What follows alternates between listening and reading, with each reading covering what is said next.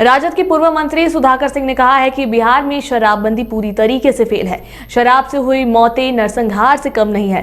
उन्होंने कहा कि सरकार बनती है लोगों को मौत से बचाने के लिए, ना कि लोगों को मरने के लिए छोड़ सकती है। सुधाकर सिंह ने सदन में हंगामे पर कहा कि बिहार विधानसभा में विपक्ष अपनी मांगों को लेकर हल्ला हंगामा करता रहता है। उन्होंने कहा कि मुख्यमंत्री को अगर कोई धमकी दे रहा है तो यह बहुत ही दुर्भाग्यपूर्ण है।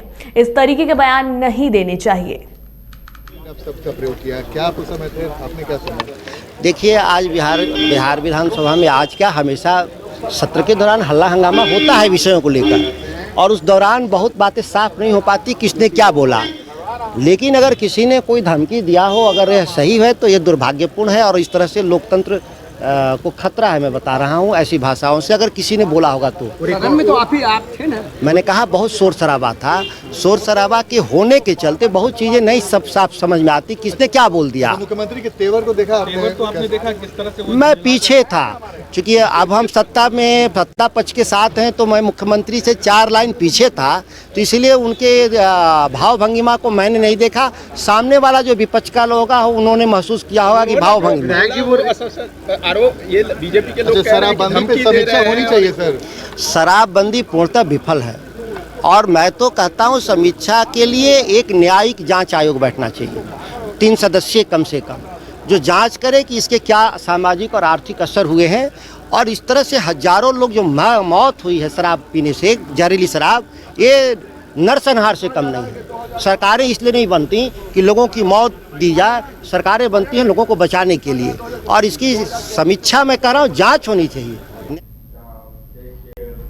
जेडीयू संसदीय बोर्ड के अध्यक्ष उपेंद्र कुशवाहा ने सदन में हंगामा पर नाराजगी जताया है। उन्होंने कहा कि सदन में हंगामा करना गैर संवैधानिक तरीका है और अगर संवैधानिक तरीका है, अगर बहस करनी है तो उससे पहले सभापति को स्थगन प्रस्ताव देना चाहिए। शराबबंदी पर उपेंद्र कुशवाहा ने कहा कि जनता और सरकार दोनों के सहयोग से शराबबंदी पूर्ण रूप से सफल होगी। 2025 में तेजस्वी के नेतृत्व पर उपेंद्र कुशवाहा ने कहा कि उससे पहले 2024 का लोकसभा चुनाव की लड़ाई लड़नी है।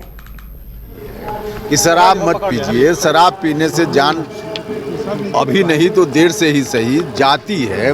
शराब अच्छी चीज नहीं है, उसके बावजूद कुछ लोग पी लेते हैं शराब, तो उसमें सरकार क्या करेगी? सब लोगों को चाहिए सरकार का न सिर्फ सहयोग करें बल्कि अपनी जान की सुरक्षा के लिए भी शराब पीना बंद करें। अरे भैया, हम तो बार बार कहते रहे कि शराबबंदी सिर्फ सरकार के नहीं बल्कि आम जनता, तमाम लोग, सब लोग मिलकर सहयोग करेंगे, चाहेंगे, तब जाकर शराबबंदी पूरे तौर पे सफल हो पाए। बातचीत की जगह है, विमर्श की जगह है, बहस की जगह है, और इसमें हंगामा करके और इस तरह से सदन के कार्यक्रम को बाधित करना बिल्कुल गैर संवैधानिक काम है।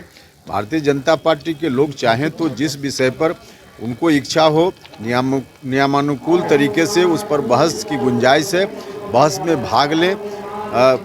माननीय विधान परिषद के सभापति जी ने कहा भी है कि नियम के अनुकूल कोई प्रस्ताव लाइए, जिस विषय पर बहस करनी हो बहस कीजिए, लेकिन इस तरह से सदन को बाधित करना यह तो सरासर गलत है। देखिए, अब अनर्गल बात लोग बोलते हैं, अब अनर्गल बातों का क्या कहना है, लेकिन सदन की कार्यवाही नियम के हिसाब से चलती है और उसमें पक्ष विपक्ष सबको सहयोग करना चाहिए। वो तो सवाल है कि ये 25 में जो तेजस्वी जी के नेतृत्व वाली जो बात है, क्या उसको लेकर काफी चर्चा है, काफी ये है कि तेजस्वी जी को नहीं, देखिए उस पर तो बात मुख्यमंत्री जी ने जो कुछ भी कही है आप सब लोगों ने सुना ही है, लेकिन अभी हम लोगों के सामने तो 2024 है ना, पहले लोकसभा का चुनाव पहले होगा, इसलिए एजेंडा 2024 है।